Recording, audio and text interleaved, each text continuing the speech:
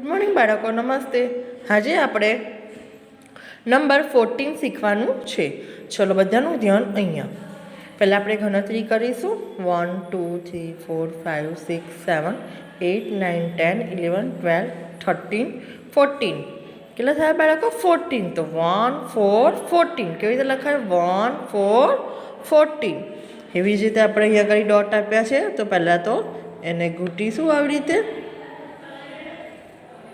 1 4 14. આવી રીતે બાળકો તમારે બધી જે ડોટ છે એ ઘૂંટીને ક્લિયર કરવાના છે અને લખવાના છે કે 1 4 14.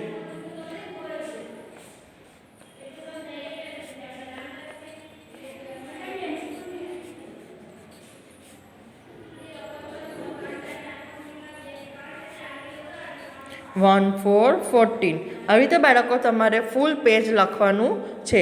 નોટબુકમાં અને ચોપડીમાં બંનેમાં તમારે ફૂલ પેજ 14 લખવાનું છે.